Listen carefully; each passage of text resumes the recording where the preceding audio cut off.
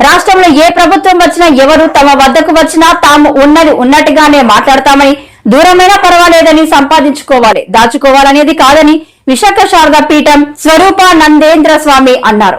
సోమవారం ఆయన విశాఖలో మీడియాతో మాట్లాడుతూ, ప్రమాణ స్వీకారం చాలా అత్యద్భుతమైన ముహూర్తము, సింహలగ్నము, చాలా బ్రహ్మాండమైన ముహూర్తము.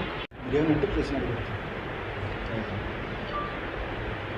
చాలా క్రిటికల్గా ఉంది, కష్టమైన పరిస్థితుల్లో ఉంది అని అన్నారు. అంటే ఇంతకు ముందు పాలన వలన అట్లా ఉందని అభిప్రాయపడుతున్నారు.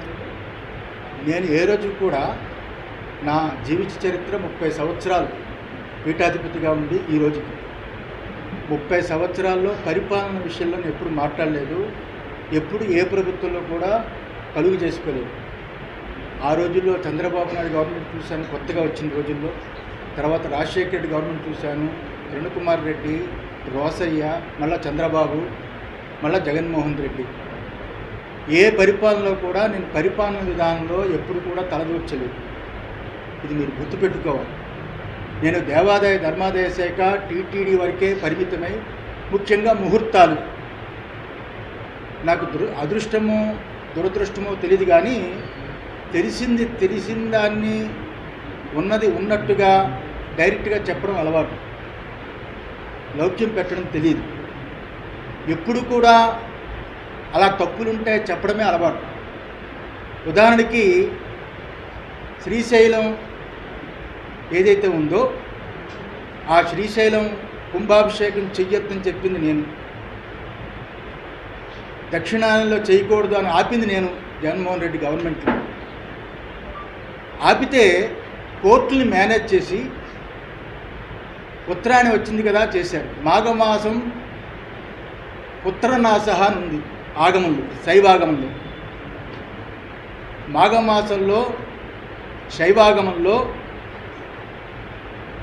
శ్రీశైలం కుంభాభిషేకం చేయకూడదని ఉంది. అది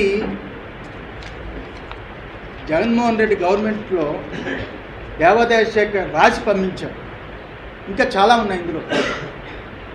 రాజులకి పుత్రుడంటే రాష్ట్రమే కదా. ఈరోజు ఏం జరిగిందో మీరు చూశారు.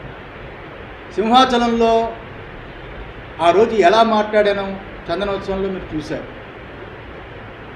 అది తిరుమల తిరుపతి దేవస్థానంలో జరిగిన వెంకటేశ్వర స్వామి నిత్యం వందలాది సంవత్సరాలు, వేలాది సంవత్సరాలు జరిగే అన్నప్రసాదాన్ని తృణధాన్యంతో మార్చినప్పుడు కూడా నేను విభేదించాను, లెటర్ రాశాను. అందువల్ల ఈ స్వరూపానంద ఏ గవర్నమెంట్ వచ్చినా, ఎవరు మా దగ్గరికి వస్తున్నా మేము ఉన్నది ఉన్నట్టుగా మాట్లాడతాం, దూరమైనా పర్వాలేదు. మేము గవర్నమెంట్ల దగ్గర బతికే పీఠం కాదు ఇది. ఉన్నది ఉన్నట్టుగా మాట్లాడటమే. సంపాదించుకోవాలి, దాచుకోవాలి అనుకునే పీఠం కాదు ఇది. ఇది ఏబిఎన్ రాధాకృష్ణ గారికి నాతో చాలా అనుబంధం ఉంది. నేను ఏ రకంగా ఎటువంటి తప్పులు చేయకుండా ఉంటానో ఆయనకు బాగా తెలుసు. బిఆర్ నాయుడికి తెలుసు, నరేంద్ర చౌదరికి తెలుసు, చాలామందికి తెలుసు. ఈ 5 ఏళ్లలో పీఠం ఎప్పుడు ఎలా ఉందో ఇప్పుడు అలాగే ఉంది, అన్ని రకాలుగా. అందువల్ల ఎప్పుడూ యుద్ధమే చేస్తుంది. ఈరోజు నేను చంద్రబాబుని ఏదో కొత్తగా పొడుతున్నాను అనుకోవద్దు. ఎందువల్లంటే అప్పుడు ముఖ్యమంత్రి అయినప్పుడు కూడా చంద్రబాబు గెలవాలని, అప్పుడు మురళీమోహన్ రాజమండ్రి ఎంపీగా ఉన్నప్పుడు నేనే అప్పుడు రాజమండ్రిలో చాలా పెద్ద సభలు పెట్టి సాధువులందరినీ పిలిచి, చిలుకూరి ఏదో అనుకుంటాను ఆయన కళ్యాణ మండపం, మురళీమోహన్ గెలిపించడానికి సాయశక్తిలా ప్రయత్నం చేశాను.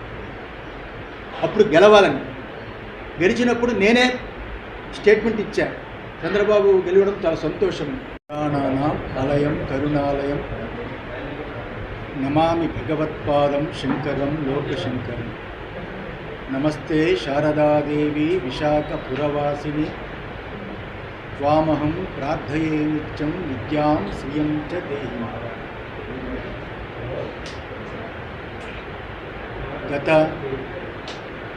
4 ఏళ్ల నుంచి మేము ప్రెస్ మీట్ పెట్టలేదు.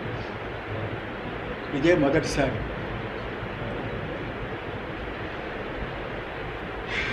ఈ ప్రెస్ మీటు సందర్భం ఇప్పుడు ఎందుకు పెట్టాల్సి వచ్చింది అంటే, మేము